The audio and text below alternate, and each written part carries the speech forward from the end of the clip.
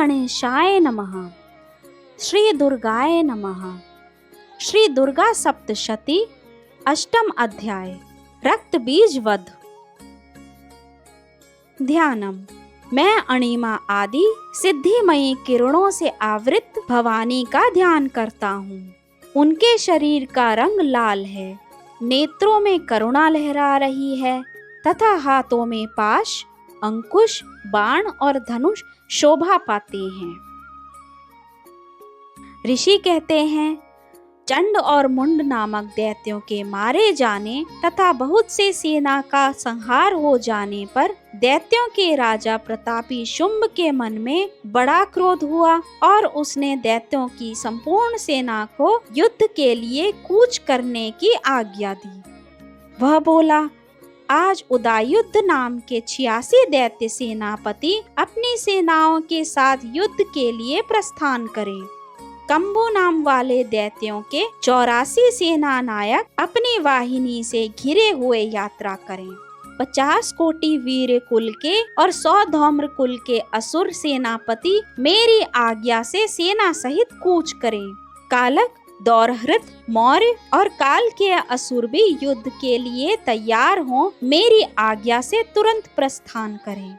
भयानक शासन करने वाले असुर राज शुंभ इस प्रकार आज्ञा दे सहस्त्रों बड़ी बड़ी सेनाओं के साथ युद्ध के लिए प्रस्थित हुआ।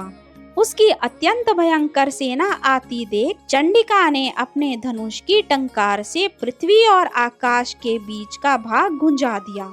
राजन, तदंतर देवी के सिंह ने भी बड़े जोर जोर से दहाड़ना आरंभ किया। फिर अंबिका ने घंटे के शब्द से उस ध्वनि को और भी बढ़ा दिया। धनुष की टंकार, सिंह की दहाड़ और घंटे की ध्वनि से संपूर्ण दिशाएं गूंज उठी। उस भयंकर शब्द से काली ने अपने विकराल मुख को और भी बढ़ा लिया तथा इस प्रकार वे विजयिनी हुई। उस तुमुल नाद को सुनकर दैत्यों की सेनाओं ने चारों ओर से आकर चंडिका देवी, सिंह तथा काली देवी को क्रोधपूर्वक घेर लिया। राजन, इसी बीच में असुरों के विनाश तथा देवताओं के अभ्युदय के लिए ब्रह्मा, शिव, कार्तिकेय, विष्णु तथा इंद्र आदि देवों की शक्तियां जो अत्यंत पराक्रम और बल से संपन्न थीं, उनके शरीरों से निकलकर उन्हीं के रूप में चंडिका देवी के पास गईं। जिस देवता का जैसा रूप, जैसी वेशभूषा और जैसा वाहन है, ठीक वैसे ही साधनों से संपन्न हो उसकी शक्ति असुरों से युद्ध करने के लिए आई। सबसे पहले हंस युक्त विमान पर बैठी हुई अक्षसूत्र और कमंडलों से सुशोभित ब्रह्मा जी की शक्ति उपस्थित हुई, जिसे ब्रह्माणी कहते हैं। महादेव जी की शक्ति वृषभ पर आरूढ़ हो, हाथों में श्रेष्ठ त्रिशूल धारण किए, महानाग का कंकण पहने, मस्तक में चंद्र रेखा से विभूषित हो वहां आ पहुंची। कार्तिकेय जी की शक्ति रूपा जगदम्बिका उन्हीं का रूप धारण किए श्रेष्ठ मयूर पर आरूढ़ हो हाथ में शक्ति लिए दैत्यों से युद्ध करने के लिए आई। इसी प्रकार भगवान विष्णु की शक्ति गरुड़ पर विराजमान हो शंख, चक्र, गदा, शारंग धनुष तथा खड्ग हाथ में लिए वहां आई। अनुपम यज्ञ वारा रूप धारण करने वाली श्री हरि की जो शक्ति है, वह भी वारा शरीर धारण करके वहां उपस्थित हुई। नारसिंही शक्ति भी नरसिंह के समान शरीर धारण करके वहां आई। उसकी गर्दन के बालों के झटके से आकाश के तारे बिखरे पड़ते थे। इसी प्रकार इंद्र की शक्ति वज्र हाथ में लिए गजराज ऐरावत पर बैठकर आई। उसके भी सहस्त्र नेत्र थे। इंद्र का जैसा रूप है वैसा ही उसका भी था। तदंतर उन देव शक्तियों से घिरे हुए महादेव जी ने चंडिका से कहा, मेरी प्रसन्नता के लिए तुम शीघ्र ही इन असुरों का संहार करो। तब देवी के शरीर से अत्यंत भयानक और परम उग्र चंडिका शक्ति प्रकट हुई, जो सैकड़ों गीदड़ों की भांति आवाज करने वाली थी। उस अपराजिता देवी ने धूमिल जटा वाले महादेव जी से कहा, भगवान, आप शुंभ निशुंभ के पास दूत बनकर जाइए और उन अत्यंत गर्वीले दानव शुंभ एवं निशुंभ दोनों से कहिए, साथ ही उनके अतिरिक्त भी जो दानव युद्ध के लिए वहां उपस्थित हों, उनको भी ये संदेश दीजिए। दैत्यों, यदि तुम जीवित रहना चाहते हो तो पाताल लोक को लौट जाओ। इंद्र को त्रिलोकी का राज्य मिल जाए और देवता यज्ञ भाग का उपभोग करें। यदि बल के घमंड में आकर तुम युद्ध की अभिलाषा रखते हो तो आओ। मेरी शिवाएं अर्थात योगिनियां तुम्हारे कच्चे मांस से तृप्त हों। चूंकि उस देवी ने भगवान शिव को दूत के कार्य में नियुक्त किया था, इसलिए वह शिवदूती के नाम से संसार में विख्यात हुई। वे महादैत्य भी भगवान शिव के मुंह से देवी के वचन सुनकर क्रोध में भर गए और जहाँ कात्यायनी विराजमान थी उस ओर बढ़े। तदंतर वे दैत्य अमर्ष में भरकर पहले ही देवी के ऊपर बाण, शक्ति और रिष्टि आदि अस्त्रों की वृष्टि करने लगी। तब देवी ने खेल खेल में ही धनुष की टंकार की और उससे छोड़े हुए बड़े बड़े बाणों द्वारा दैत्यों के चलाए हुए बाण, शूल, शक्ति और फरसों को काट डाला। फिर काली उनके आगे होकर शत्रुओं को शूल के प्रहार से विदीर्ण करने लगी और खटवांग से उनका कचूमर निकालती हुई रणभूमि में विचरने लगी। ब्रह्माणी भी जिस जिस ओर दौड़ती उसी उसी ओर अपने कमंडलू का जल छिड़क कर शत्रुओं के ओज और पराक्रम को नष्ट कर देती। माहेश्वरी ने त्रिशूल से तथा वैष्णवी ने चक्र से और अत्यंत क्रोध में भरी हुई कुमार कार्तिकेय की शक्ति ने शक्ति से दैत्यों का संहार आरंभ किया। इंद्र शक्ति ने वज्र प्रहार से विदीर्ण हो सैकड़ों दैत्य दानव रक्त की धारा बहाते हुए पृथ्वी पर सो गए। वाराही शक्ति ने कितनों को अपनी थूथन की मार से नष्ट किया। दाढ़ों के अग्रभाग से कितनों की छाती छेद डाली तथा कितने ही दैत्य उसके चक्र की चोट से विदीर्ण होकर गिर पड़े। नारसिंही भी दूसरे दूसरे महादैत्यों को अपने नखों से विदीर्ण करके खाती और सिंहनाद से दिशाओं एवं आकाश को गुंजाती हुई युद्ध क्षेत्र में विचरने लगी। कितने ही असुर शिवदूती के प्रचंड अट्टहास से अत्यंत भयभीत होकर पृथ्वी पर गिर पड़े और गिरने पर उन्हें शिवदूती ने उस समय अपना ग्रास बना लिया। इस प्रकार क्रोध में भरे हुए मातृगणों को नाना प्रकार के उपायों से बड़े बड़े असुरों का दैत्य सैनिक भाग खड़े हुए।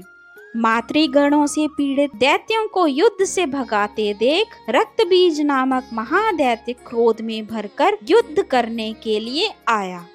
उसके शरीर से जब रक्त की बूंद पृथ्वी पर गिरती तब उसी के समान शक्तिशाली एक दूसरा महादैत्य पृथ्वी पर पैदा हो जाता। महासुर रक्तबीज हाथ में गदा लेकर इंद्र शक्ति के साथ युद्ध करने लगा। तब ऐन्द्री ने अपने वज्र से रक्त बीज को मारा। वज्र से घायल होने पर उसके शरीर से बहुत सा रक्त चूने लगा और उससे उसी के समान रूप तथा पराक्रम वाले योद्धा उत्पन्न होने लगे। उसके शरीर से रक्त की जितनी बूंदें गिरी उतने ही पुरुष उत्पन्न हो गए। वे सब रक्त बीज के समान ही वीरवान, बलवान तथा पराक्रमी थे। वे रक्त से उत्पन्न होने वाले पुरुष भी अत्यंत भयंकर अस्त्र शस्त्रों का प्रहार करते हुए वहां मात्र गणों के साथ घोर युद्ध करने लगे। पुनः वज्र के प्रहार से जब उसका मस्तक घायल हुआ तब रक्त बहने लगा और उससे हजारों पुरुष उत्पन्न हो गए। वैष्णवी ने युद्ध में रक्त बीज पर चक्र का प्रहार किया तथा ऐन्द्री ने उस दैत्य सेनापति को गदा से चोट पहुंचाई। वैष्णवी के चक्र से घायल होने पर उसके शरीर से जो रक्त बहा और उससे जो उसी के बराबर आकार वाले सहस्त्रों महादैत्य प्रकट हुए, उनके द्वारा संपूर्ण जगत व्याप्त हो गया। कौमारी ने शक्ति से, वाराही ने खड्ग से और माहेश्वरी ने त्रिशूल से महादैत्य रक्तबीज को घायल किया। क्रोध में भरे उस महादैत्य रक्तबीज ने भी गदा से सभी मात्र शक्तियों पर पृथक पृथक प्रहार किया। शक्ति और शूल आदि से अनेक बार घायल होने पर जो उसके शरीर से रक्त की धारा पृथ्वी पर गिरी, उससे भी निश्चय ही सैकड़ों असुर उत्पन्न हुए। इस प्रकार उस महादैत्य के रक्त से प्रकट हुए असुरों द्वारा संपूर्ण जगत व्याप्त हो गया। इससे उन देवताओं को बड़ा भय हुआ। देवताओं को उदास देख चंडिका ने काली से शीघ्रता पूर्वक कहा, चामुंडा, तुम अपना मुख और भी फैलाओ तथा मेरे शस्त्रपात से गिरने वाले रक्त बिंदुओं और उनसे उत्पन्न होने वाले महादैत्यों को तुम अपने इस उतावले मुख से खाओ। इस प्रकार रक्त से उत्पन्न होने वाले महादैत्यों का भक्षण करती हुई तुम रण में विचरती रहो। ऐसा करने से उस दैत्य का सारा रक्त क्षीण हो जाने पर वह स्वयं भी नष्ट हो जाएगा। उन भयंकर दैत्यों को जब तुम खा जाओगी तब दूसरे नए दैत्य उत्पन्न नहीं हो सकेंगे। काली से यों कहकर चंडिका देवी ने शूल से रक्त बीज को मारा और काली ने अपने मुख में उसका रक्त ले लिया। तब उसने वहां चंडिका पर गदा से प्रहार किया, किंतु उस गदापात ने देवी को तनिक भी वेदना नहीं पहुंचाई।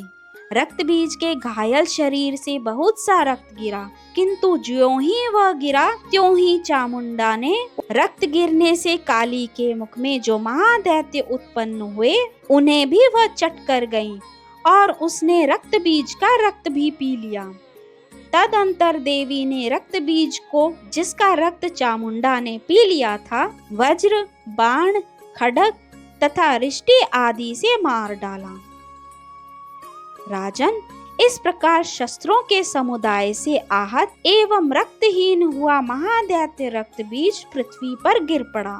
नरेश्वर, इससे देवताओं को अनुपम हर्ष की प्राप्ति हुई और मातृगण उन असुरों के रक्तपान के मद से उद्धत्सा हो नृत्य करने लगा।